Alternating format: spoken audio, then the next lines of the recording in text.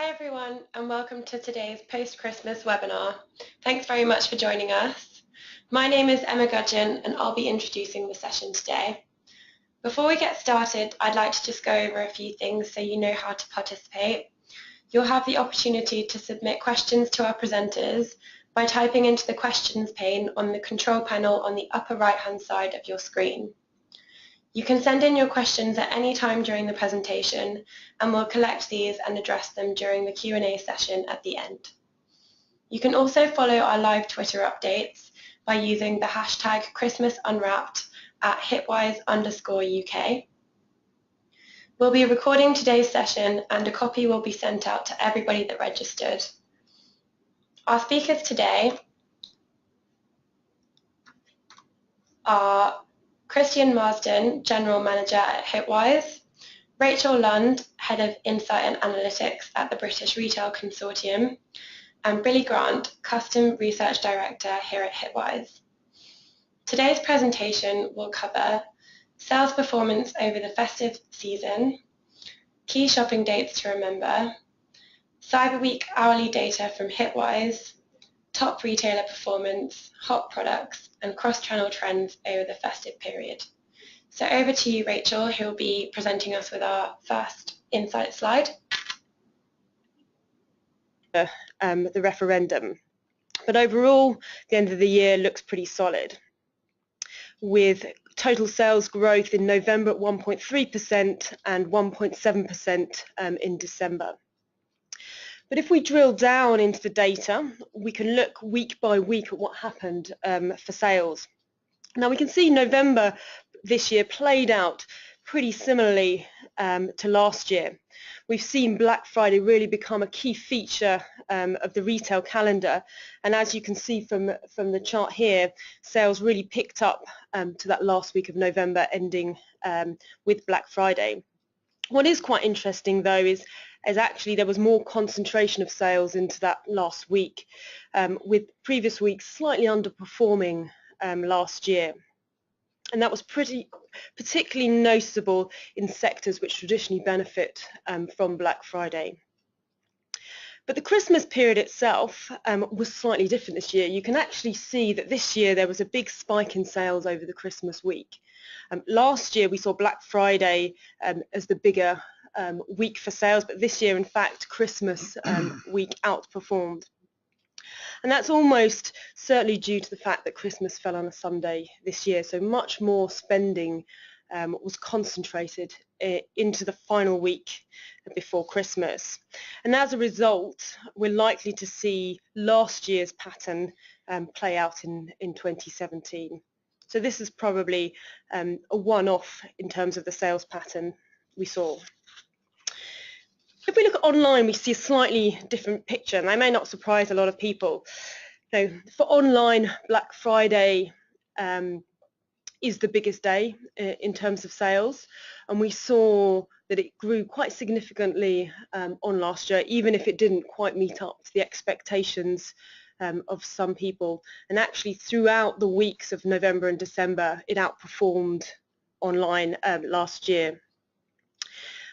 Interestingly, what we see is that we don't have that second spike in Christmas week as we do for total sales.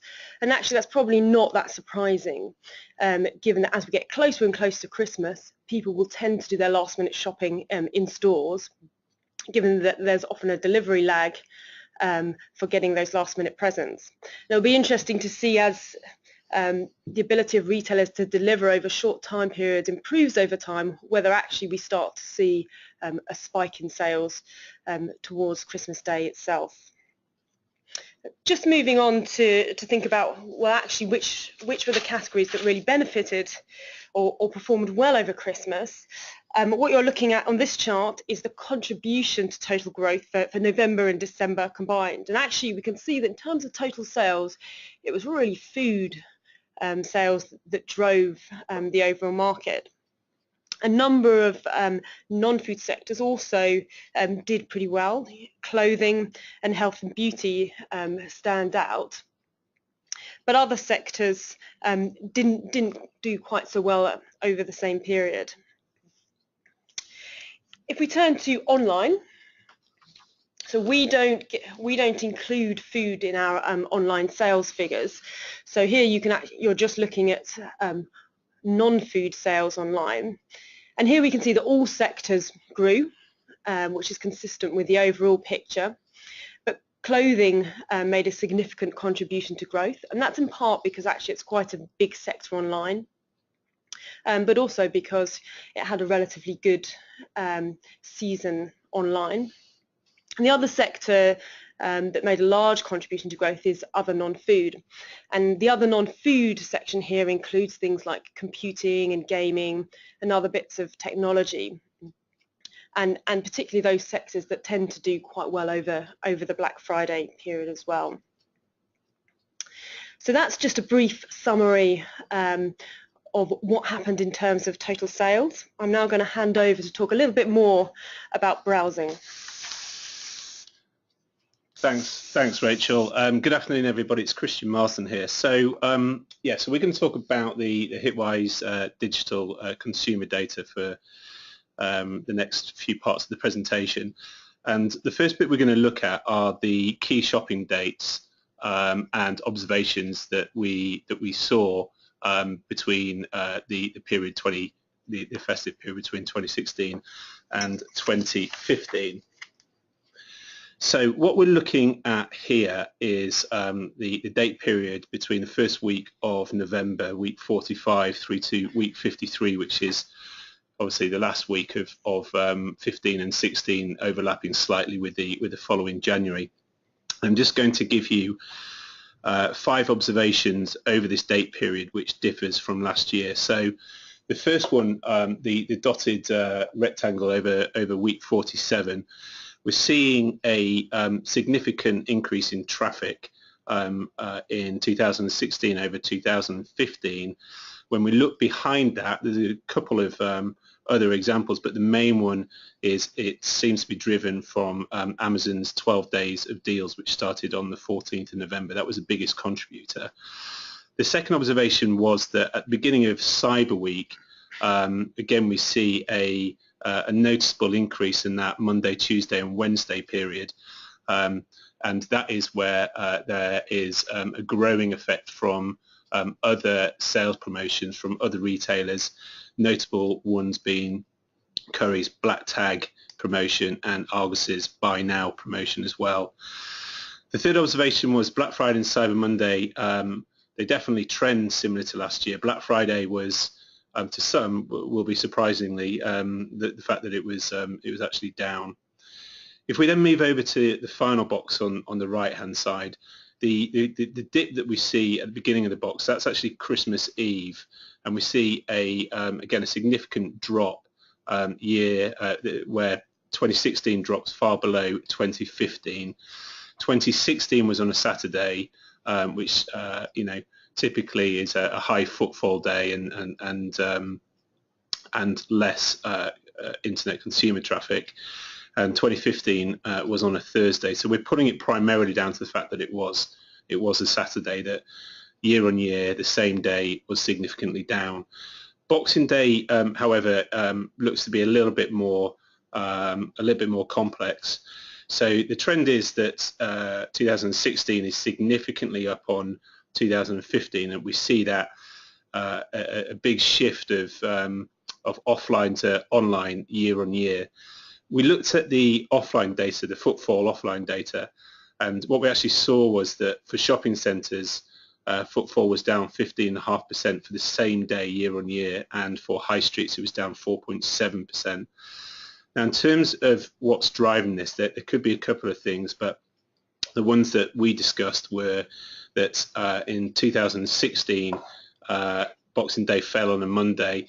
Just traditionally, just from habit, that tends to be quite a big internet day anyway, does a Monday. So we think that that's playing a part.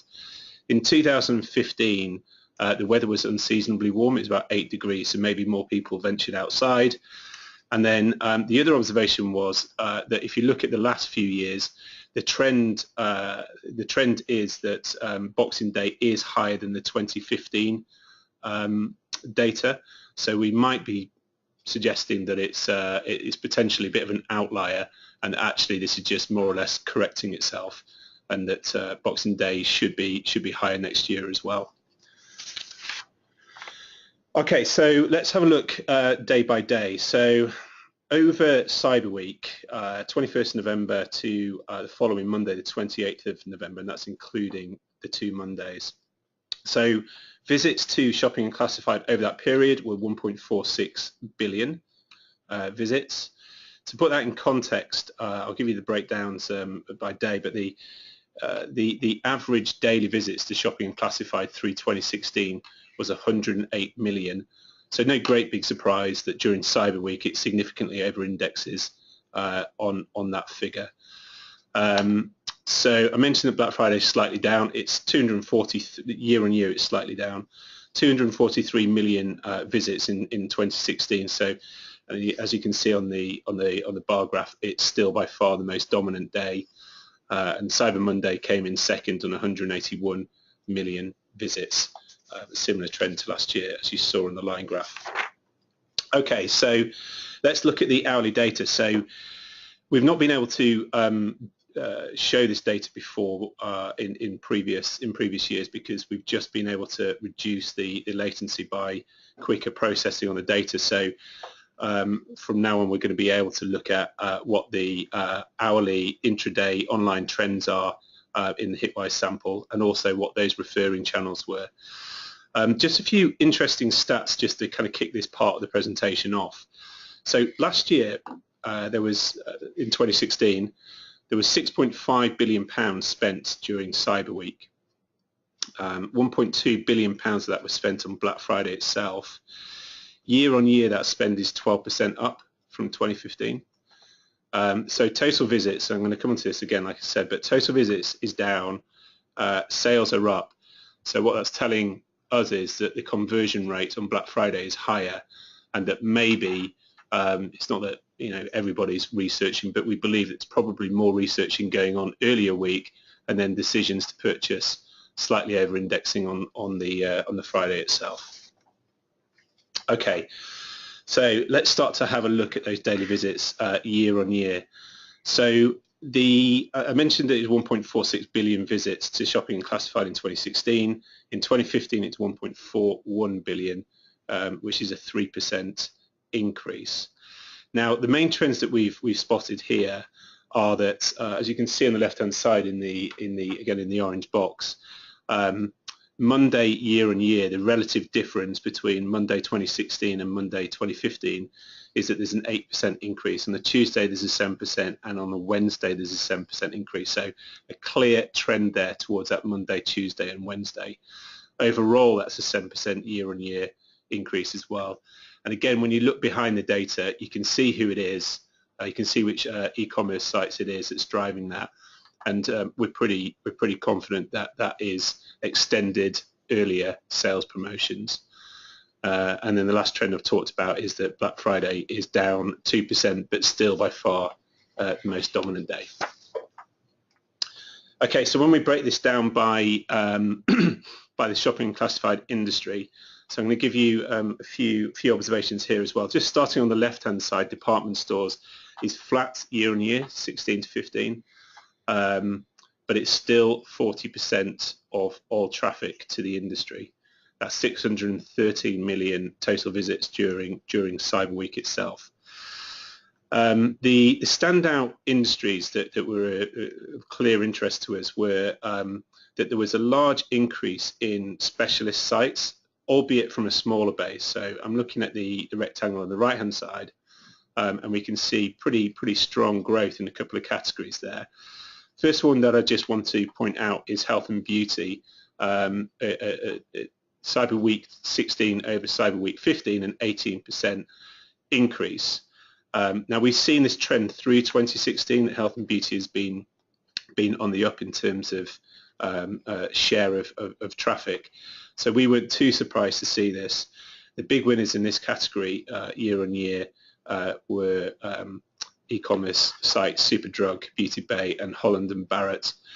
The next notable one was House and Garden, rising 14%, with big increases at Wayfair and Matalan being the notable ones. And then sports and fitness up 9%, with the main increases being seen at Nike, Adidas and Go Outdoors. Okay, so let's get into some hourly data then. So what we're looking at on this line graph are the days, Monday the 21st, so the first day of Cyber Week, Tuesday the 22nd, the 23rd and the 24th. So it's the 4 days leading up to Black Friday. The general trend is that consumer traffic peaks between the hours of 8 p.m. and 10 p.m. As one would expect. However, there starts to be a break from that trend, particularly after later on in the evening by the Thursday the 24th evening line. And fairly obvious observation there is for us was that that is people staying up later to see if early Black Friday deals were coming online. Okay, so the next graph is, the yellow one is Black Friday itself. The darker blue one is the previous slide, the 4 days building up to Black Friday, and then the light blue line is Cyber Monday. And again, you see like clear distinctions between the Black Friday visits through the day and the other days. And what we're seeing to start off with on the left-hand side is that there's 51% higher in daily visit share from 12 till 2 a.m. On the morning of Black Friday. Basically, people are willing to stay up to those early hours to continue getting the best deals possible. Similar pattern, starting at 4 o'clock in the morning, Black Friday consumer traffic starts to diverge from the other trend. People are getting up as early as 4 a.m. And looking for those early deals, and then from about 9 a.m. It's starting to become a quite constant share across most of the rest of the day. Probably not the most productive day for the economy for people at work. And then in the evening, the share significantly, well, it doesn't drop, it drops in comparison to the other days. And we're putting that mainly down to, it's a Friday evening. And I think it was very similar to what we saw last year as well. Okay, so let's have a look at what upstream channels are driving that traffic. So what we see here are the 5 channels, search in yellow, social in dark blue, and then rewards, email and print below that. Clearly search is still the dominant channel, with social coming in second.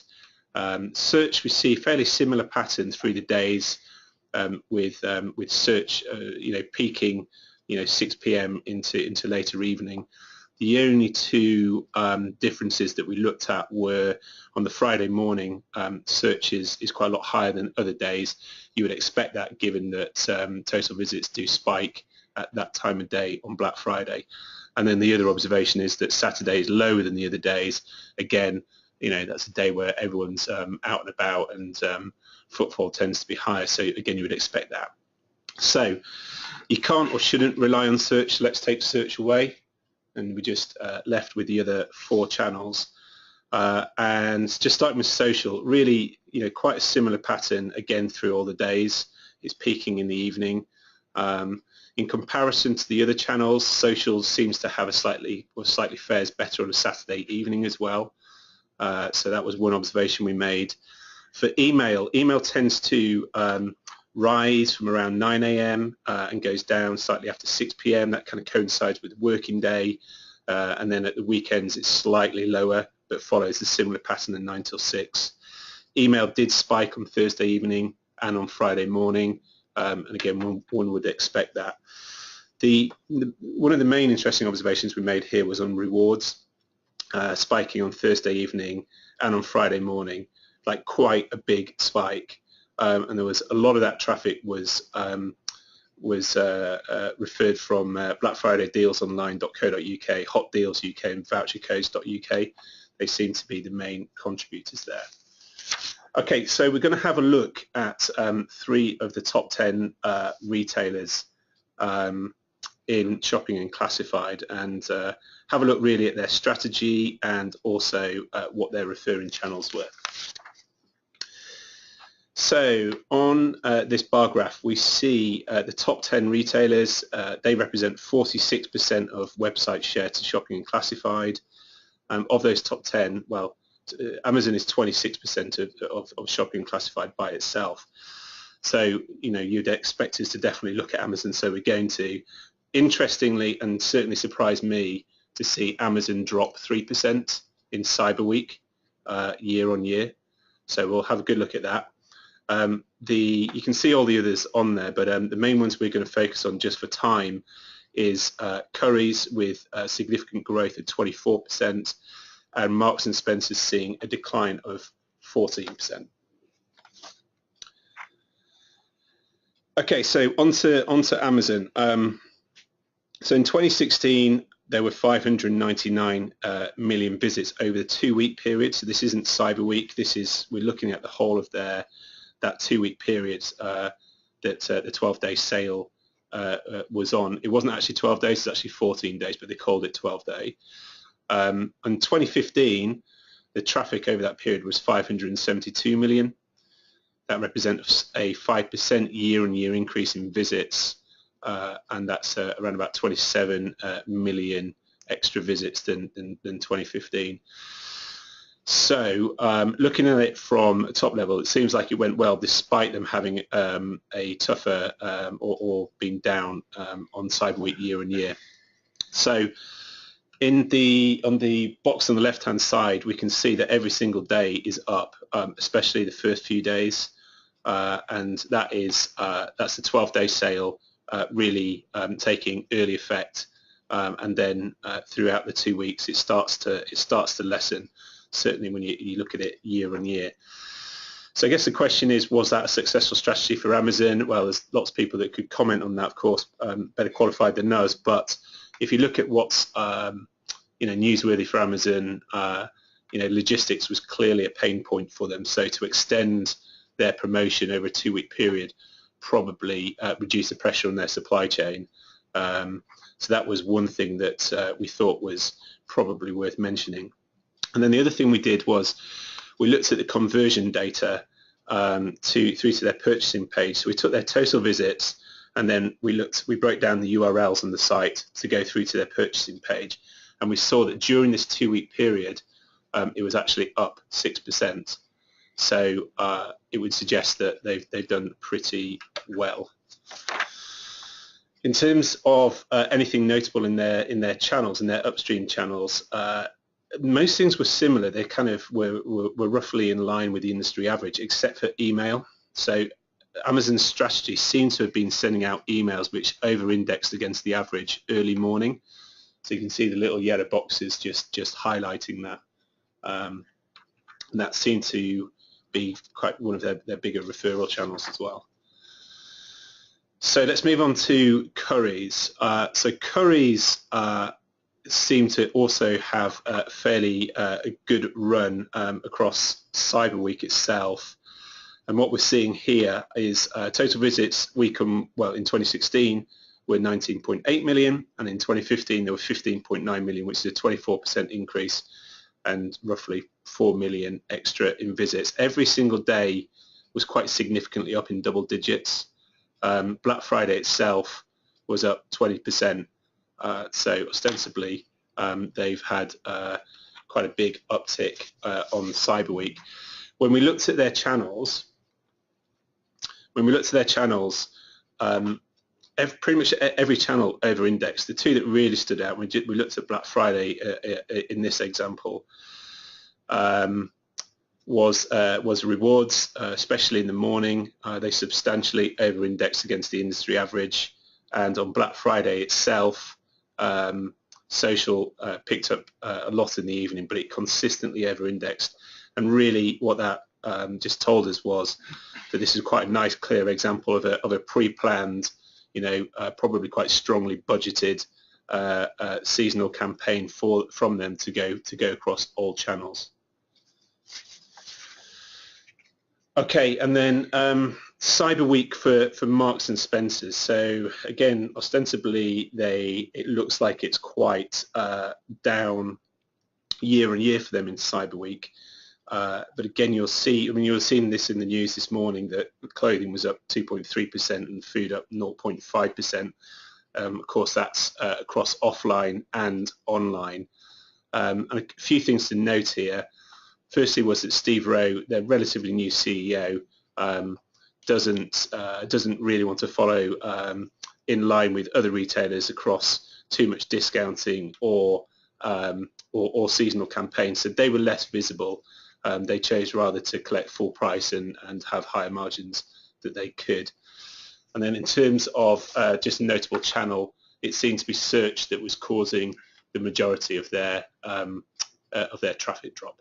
So now I'm going to hand over to Billy Grant, who's going to look at key trends on products and on the multi-channel. Thank you, Christian. So yeah, as Christian just said, we'll be looking at the top trending products through Christmas 2016, how and when people were searching for these products, and then also just investigating the audiences behind those searches, which is becoming a much more important consideration. So, top products leading into Christmas. We can see here that we've got a profile of the weeks from late November right through to the week prior to Christmas Day. And really what we found, the dominant products that emerged were primarily Hatchimals and Fitbit, as observed through consumer search behaviour in the UK. We can also see Lego putting in a strong performance there as well.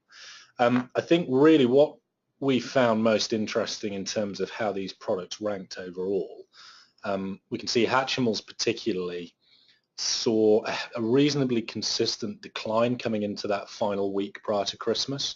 I think going back to what Rachel outlined earlier in this presentation around the heavy concentration of spend around that Christmas week, with demand that high, we can see that as the overall search demand fell away, that is potentially quite a big loss for them, a lost opportunity. So that was primarily led by stock issues, and that had been a fundamental problem for them right through from the release in October, but did nothing to dampen the overall demand that was out there as well. So I think the second piece I would like to touch on briefly was the success that Amazon enjoyed with their own brand products. So particularly the Echo and the Fire Stick as well. So significant amount of advertising was pushed out over the Christmas period for these products, and really launched as their sort of message into the marketplace as well. So a great means by which to bring customers in and potentially upsell to other products as well. Just looking through now. So whilst on the previous slide we were looking at consumer search behavior across the likes of Google, Bing, those large-scale search engines. What we're also able to do at Hitwise is look at internal search behavior within retailer websites. So in this case, we're looking at Amazon, and we're able to capture data that consumers input into their search bar, through which to then navigate on to purchase products as well. And what we just wanted to do was highlight the interest that we observed from consumers in both the PlayStation 4, but also Fitbits across key hours of the day as well. So really, providing that granular view of behaviour, which allows us to understand how reactive retailers now need to be. And we can see the PS4 particularly really peaking between 7 to 10 p.m. on the Thursday, and then also 4 to 7 p.m. On Black Friday as well.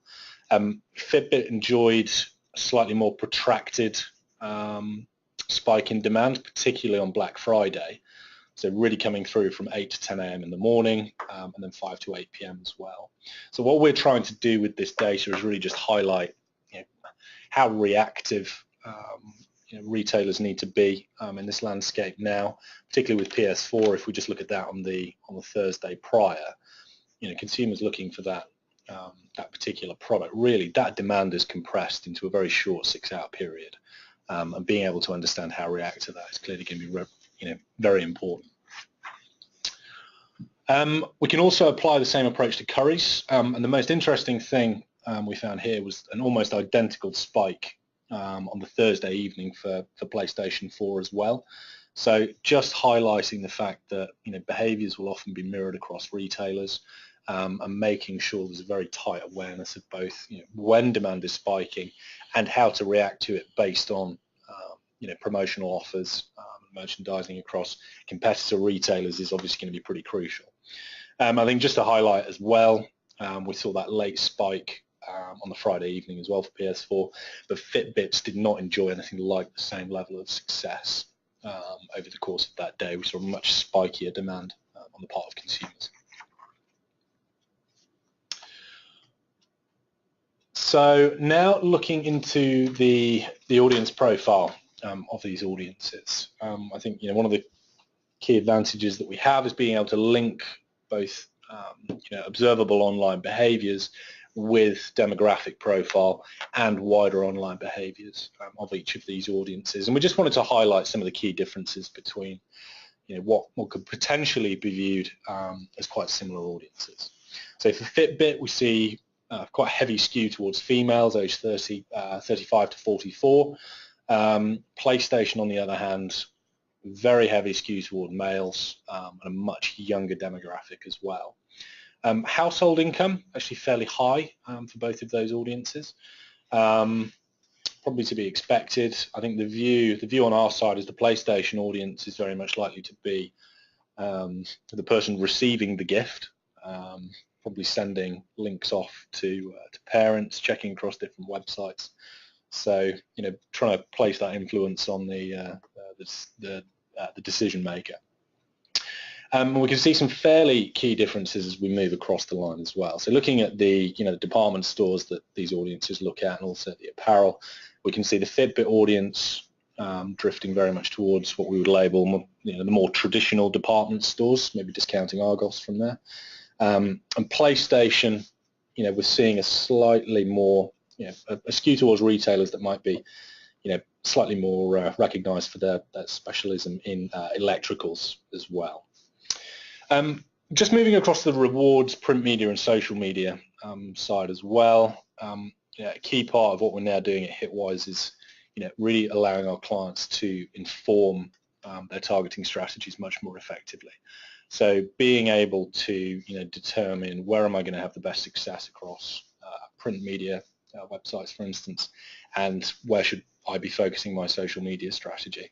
We can see for Fitbit, Daily Mail comes out, the Sun, the Mirror, PlayStation audience, Sun, Mirror, Metro again.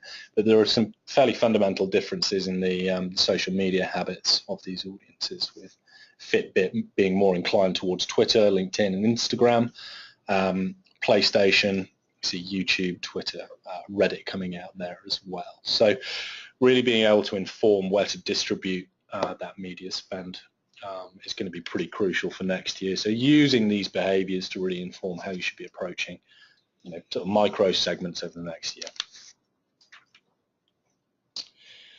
Just moving into the final part now of our presentation. So we're just going to go through some of the cross-channel trends that we've been seeing. So with a focus really on click and collect, how that's evolved over time, and the audience that is most inclined for that service.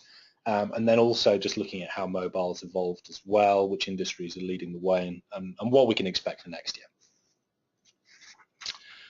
So click and collect has been a recurrent theme if you've followed our webinars over recent years. It's an area that has enjoyed consistent growth, and we can see that showed no signs of slowing down this year either. So both in 2016 and 2015, we've seen approximately 20% growth year on year, and we'd certainly expect that as a service demand to continue through into 2017 as well.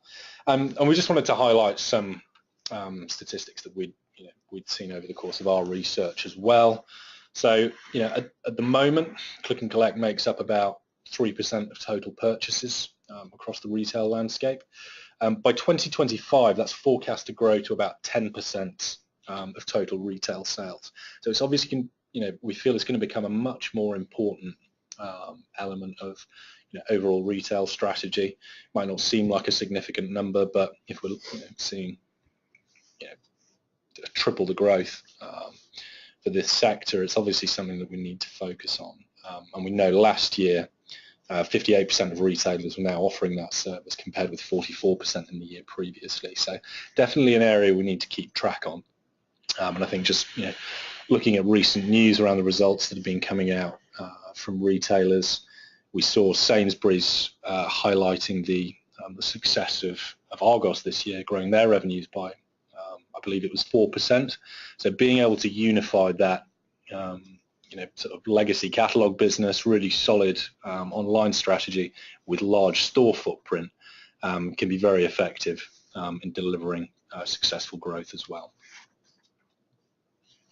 And when we then move into the audience behind Click and Collect, start to see probably what we might expect actually.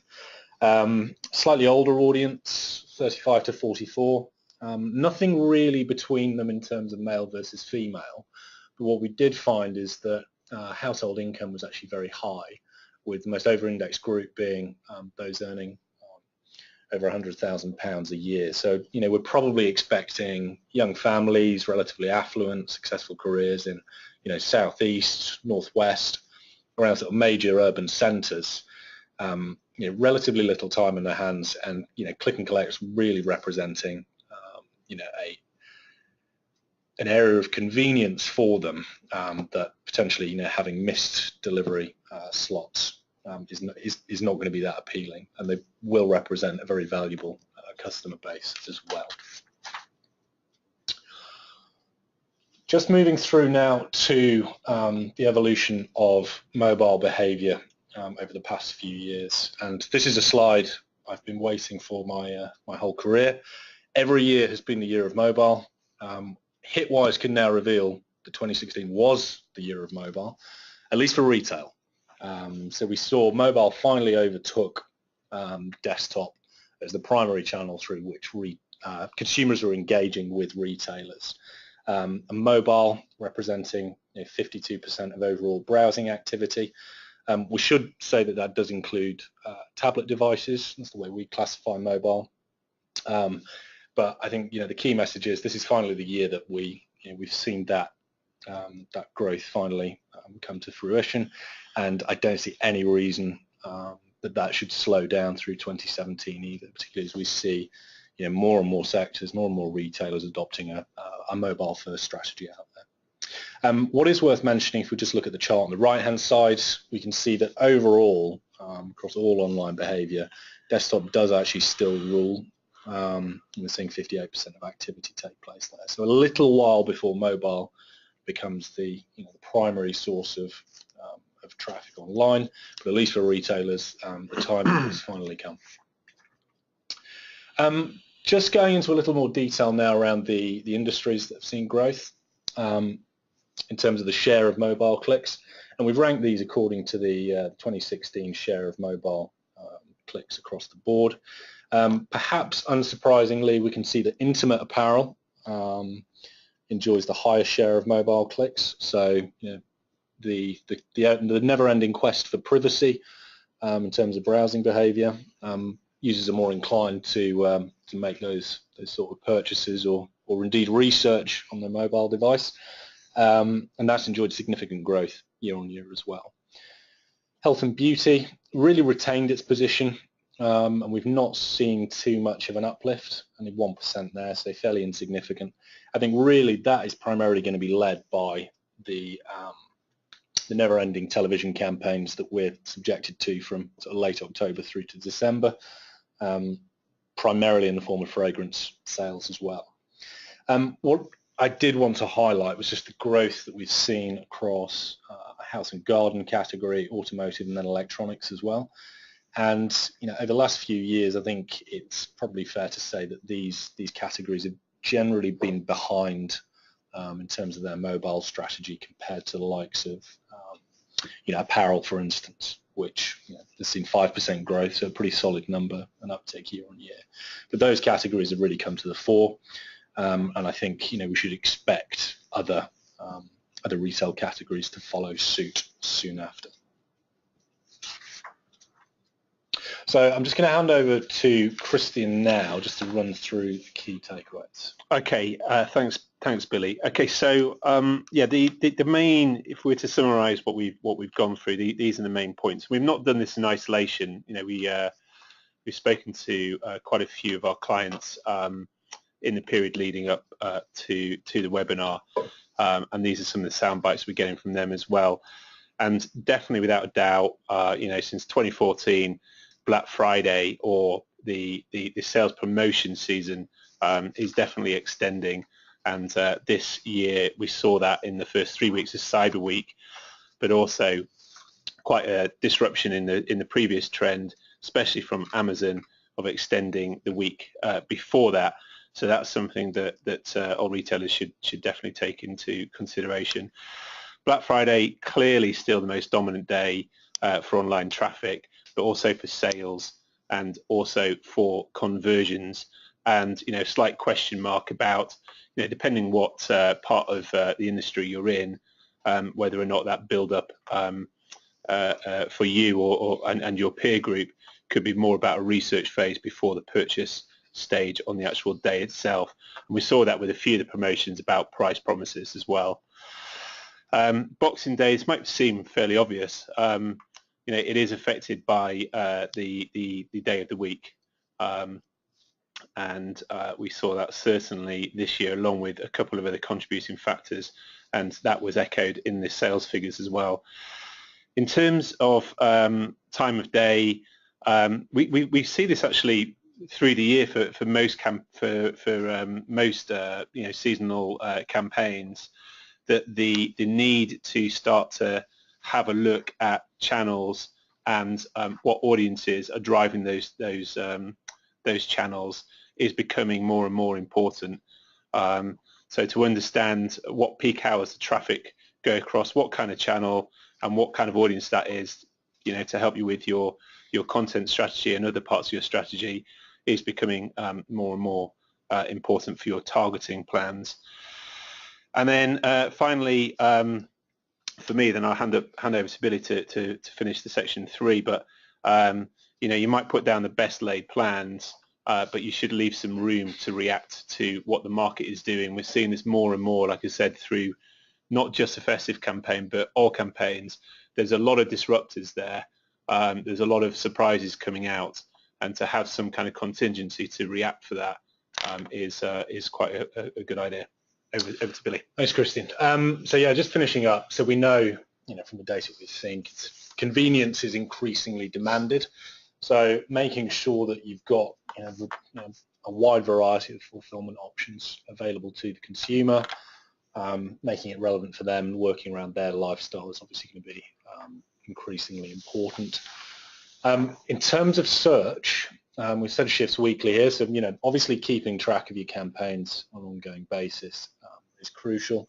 I think from the data we've seen as well, being able to monitor that at an hourly level across the marketplace is obviously going to become increasingly important. I think from the data we've seen, the margins between success and failure and the level of competition that exists out there, particularly given how compressed some of that activity is over key periods.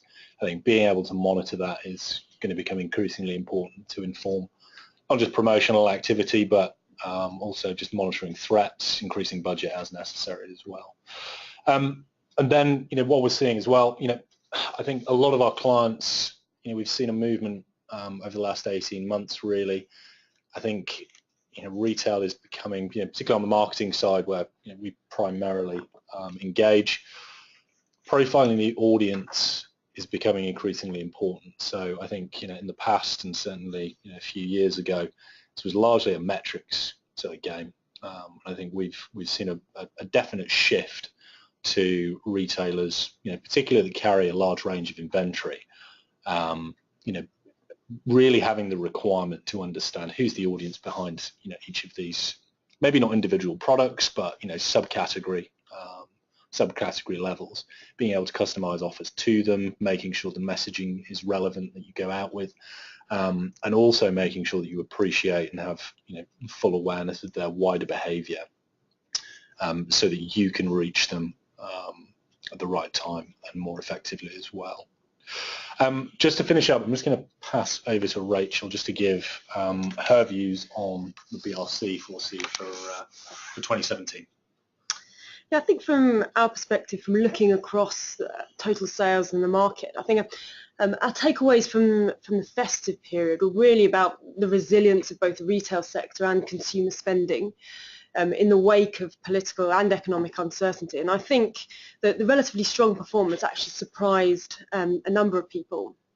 I think the second key takeaway really is about the fact that the festive period continues to evolve as an event. It's increasingly online.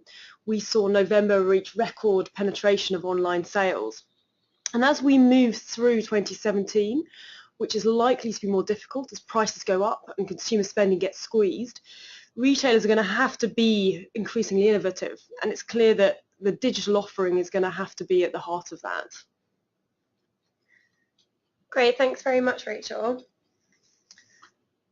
We're now going to move on to questions that the audience have asked throughout the presentation. We've received a huge amount, so thanks very much to everyone that asked their questions. Unfortunately, we won't be able to get through all of them, but we'll get back to any of you who have any unanswered questions at the end, and we'll drop you an email. So first one, I'll direct this one to Rachel. Have you noticed a change from the impact of Brexit? Well, I think the short answer to that is no so far. What we saw immediately after the referendum was a sort of a couple of days hiatus in spending when Christian tells me everyone was Googling what is the EU. But after that, people actually returned to the shops, and the second half of the year was relatively good in the context of a pretty sort of weak year for retail sales overall. The fact is that so far, the results of the referendum has really had very little tangible impact on consumers' budgets.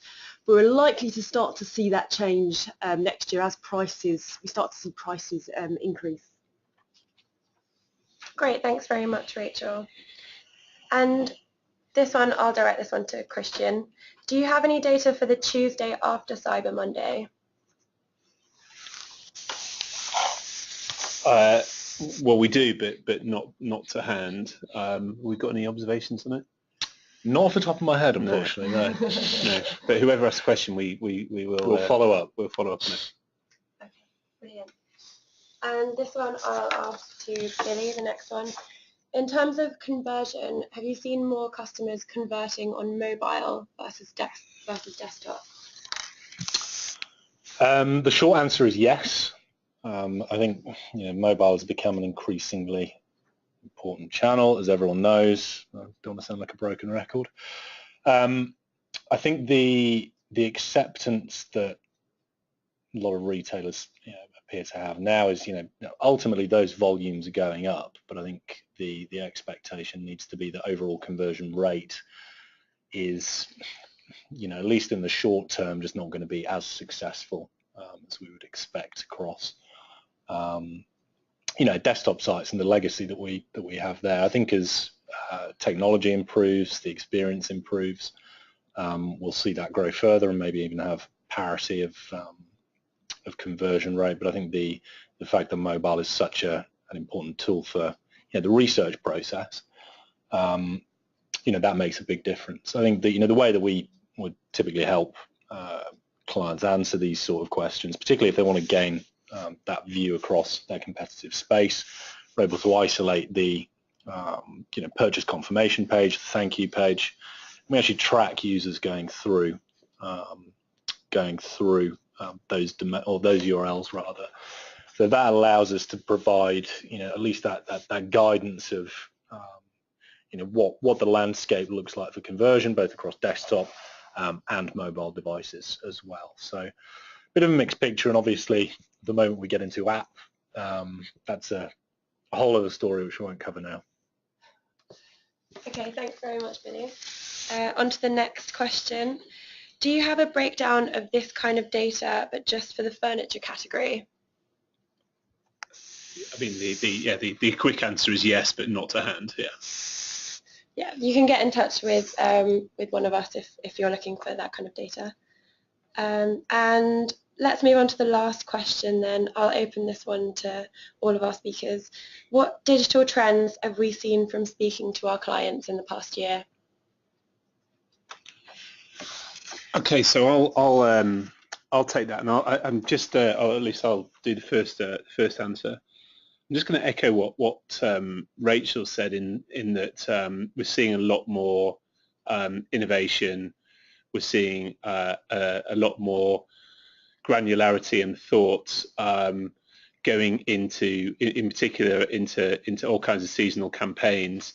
And really, what's driving that is definitely more sophistication with our clients about how they're using data, both proprietary and third-party data. The way that they are breaking down and understanding the audiences that sit behind that data, and also, and probably most importantly, more now so than ever, because of that factor, there's more disruptors.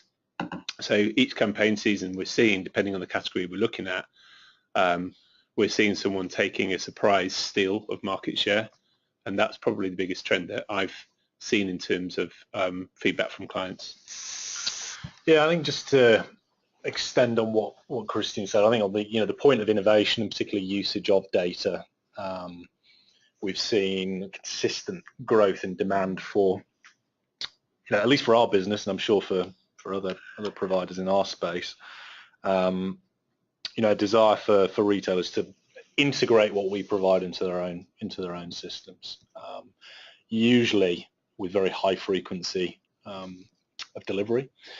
I think that really stems from the requirement that a lot of retailers have, and we can see that from the data. And I think some of the areas I was outlining earlier, that need to react very, very quickly, not even on a daily basis anymore, but hour to hour, to be able to really, either defend or attack particular promotional activity.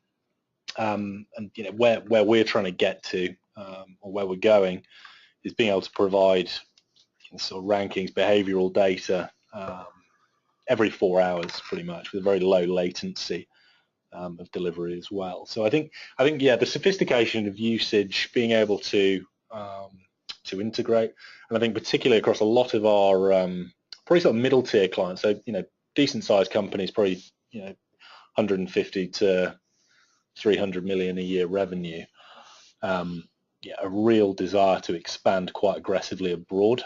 So international markets, obviously, the massive currency swings we saw for sterling earlier in the year, those with a more diverse revenue stream in different currencies are much more well defended, and it's a much easier route for growth. We see the UK typically in terms of technology, and the overall offering is by far and away more advanced than a lot of our European neighbours and elsewhere. So I think that is probably the other area that I would highlight. And I think the only thing that I would add to some of those comments is clearly online is where it's at for retailers. Some retailers have really got their heads around what it means to sell online and how they're going to do it. Some sectors haven't, and some retailers haven't. There are some big challenges in not just delivering an online sales offering, but also making it profitable. And that's one of the things that particularly traditional retailers have really been scratching their heads about. So there are a lot of challenges for online retail, but we expect to see it grow and consistently outpace store growth for the coming years. Great, thanks very much. And thanks very much to all of our speakers, Rachel, Christian and Billy. And thank you very much to everyone for joining. As mentioned earlier, we'll be sending a link around to everyone who registered, so look out for that in the next couple of days.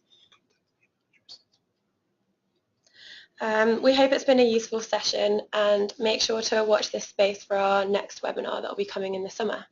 Thanks a lot.